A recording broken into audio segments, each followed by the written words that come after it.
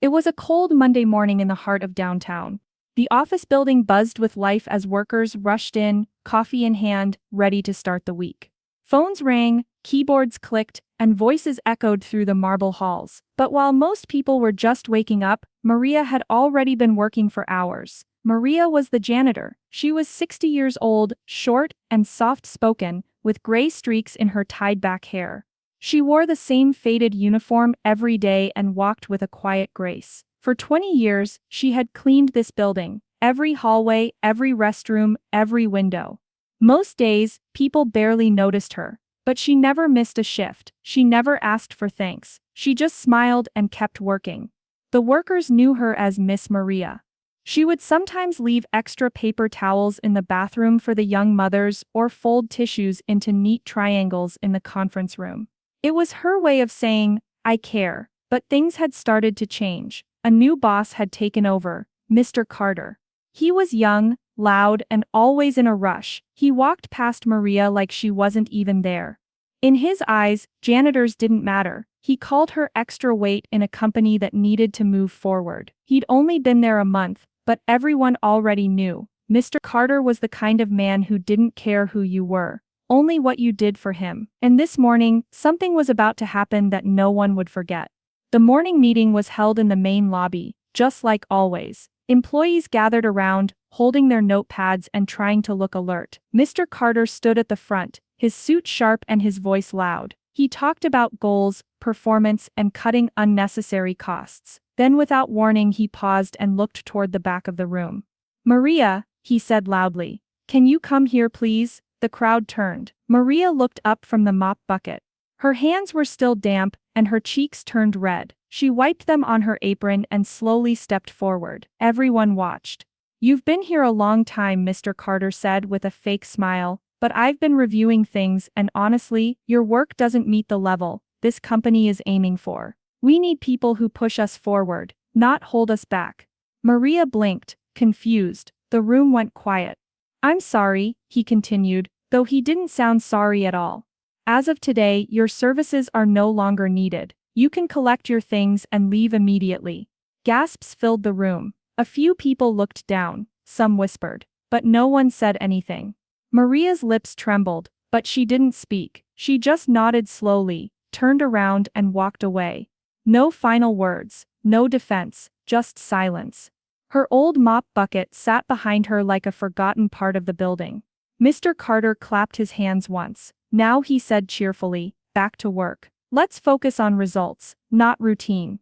But no one smiled. The air felt heavier than before, and deep down, everyone knew something about that moment wasn't right. Long before she picked up that mop, Maria had lived a different life. She wasn't always a janitor. Years ago, she was a young mother with dreams, a husband and a small home filled with love and laughter.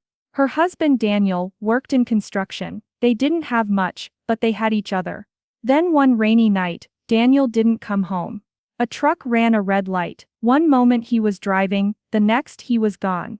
Maria was only 34, left alone with 3 children and a mountain of bills. She didn't have time to grieve. She found the janitor job just a few weeks later. It was quiet, steady work.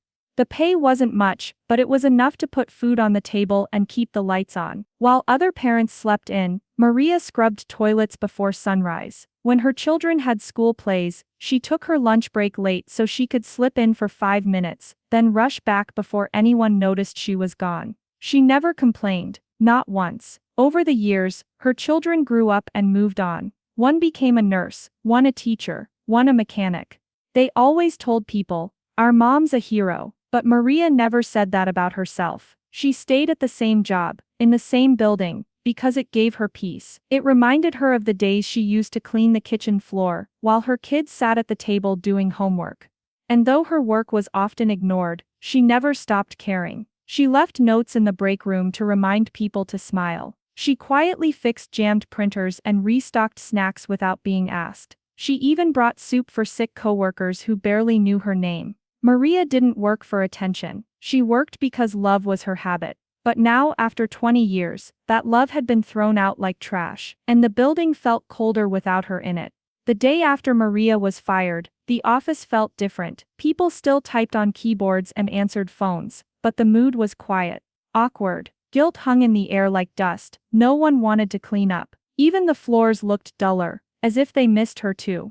Mr. Carter walked in, sipping his fancy coffee, acting like nothing had happened. He smiled, made a joke in the elevator and sat in his glass office overlooking the city. Then his phone rang. The number on the screen made him sit up straighter. Mr. Langston. The founder of the company. The man who built the business from nothing. The man everyone respected. "Hello, sir," Carter said, trying to sound relaxed, but Mr. Langston's voice was sharp. "I heard about Maria." Carter cleared his throat. "Yes, I had to make a hard decision. She wasn't what?" Mr. Langston cut in. "Fast, flashy, young enough for your new vision?" Carter didn't answer. Mr. Langston went on. "Let me tell you something you clearly don't know. That woman cared for my mother in her final years, not as an employee, as a friend. Maria sat by her side every day when I was stuck in meetings across the country. She read to her, held her hand. She was the only person my mother asked for in the end." Carter's face turned pale. "After my mother passed, Maria didn't want to stay home alone, so I offered her the janitor job. She didn't need it, she chose it, because this company meant something to her." There was a long silence on the line. "Sir," Carter finally said, "I didn't know." "No, you didn't, Mr. Langston snapped, "because you didn't care to ask." Then came the words that made Carter's stomach drop. "I want you in the office early tomorrow morning. Don't be late." Click. The call ended, and for the first time since he'd become boss, Mr. Carter felt something he hadn't felt in a long time: fear. The next morning, the office buzzed with whispers. Mr. Langston was coming in. That never happened unless something serious was going on. People stood straighter, spoke softer. Even the loudest workers watched the elevators with nervous eyes. At 8 a.m. sharp, Mr. Langston stepped out. He was older now, gray-haired but sharp as ever. He didn't smile. He walked straight past Mr. Carter's office and into the lobby, the same place where Maria had been fired just days before. "Everyone, gather here," he said firmly. Chairs rolled. Footsteps shuffled. Within minutes, the lobby was full. Mr. Langston stood in front, calm but cold. Mr. Carter stood off to the side, pale and fidgeting. "I heard something happened here this week," Mr. Langston began. "Something that goes against everything this company stands for." The room went silent. He looked at the crowd, then pointed to the floor. "Right here." A woman was embarrassed, disrespected, fired like garbage. Mr. Carter cleared his throat. "Sir, Langston held up his hand. "Not yet," he continued. "Maria wasn't just a janitor, she was part of this company's soul. She showed up every day, cared for this place, and treated people with kindness. And what did she get in return? A public shaming." Carter took a step forward, trying to explain. "It was a misunderstanding. I didn't know about her connection to." "That's the problem," Langston said sharply. "You didn't care to know." He turned to the employees. "I made a mistake by putting someone in charge who thinks respect is optional. As of today, Mr. Carter is no longer with this company." Gasps filled the room. Mr. Carter froze. "Wait, you're firing me?" Langston didn't flinch. "Yes, the same way you fired her, but I'm giving you the courtesy of dignity, something you didn't give Maria." Mr. Carter stood stunned, his mouth open, but no words came out. Langston looked back at the team. "This company is built by people who care, not just those in suits. Remember that." And with that he walked out. Mr. Carter followed slowly, no longer the man who had walked in a month ago with all the power. Now, he was just another man who had forgotten the value of a human heart and paid the price. 3 days later, the elevator doors opened, and Maria stepped inside the building once again. She wore her old uniform, clean and pressed, and carried nothing but a small purse. Her eyes scanned the lobby slowly. It was quieter than usual. People paused their work, stood up, and watched her. Then, something unexpected happened. Clapping, first from the security guard, then from a few assistants, then the entire floor. Applause filled the lobby. Tears welled in Maria's eyes. She wasn't used to attention. She wasn't used to being seen.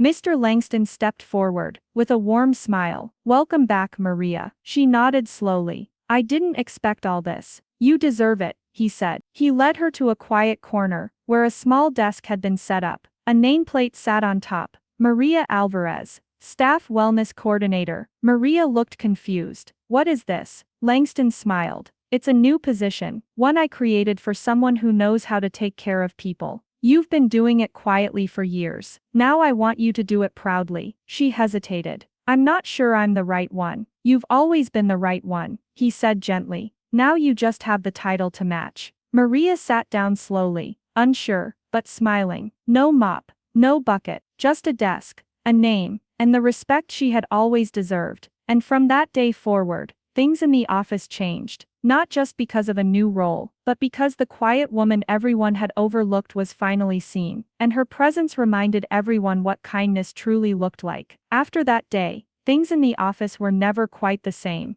People started holding doors open more often. They said thank you when someone helped. They noticed the little things, like fresh coffee in the break room, or a folded napkin on the counter. And when new hires came in, they were quietly told, "You should meet Maria. She's someone worth knowing." Maria didn't speak much. She never needed to. But her presence carried weight now, not because of a title, but because of how she had always treated others, even when no one was looking. She became a quiet leader, not the kind who gives speeches, but the kind people go to when they need advice, or just someone to listen. And Mr. Langston's words stayed with the staff long after that day. Whenever someone got frustrated or looked down on a coworker, someone else would gently remind them, "Be careful how you treat the quiet ones. You never know who they really are, or who's watching." Because respect, once forgotten, had been brought back by the one person everyone had overlooked, and no one would make that mistake again. If this story touched your heart, don't forget to like the video and share your thoughts in the comments. We'd love to hear your perspective. And if you enjoy stories that remind us of the power of kindness and respect, make sure to subscribe for more.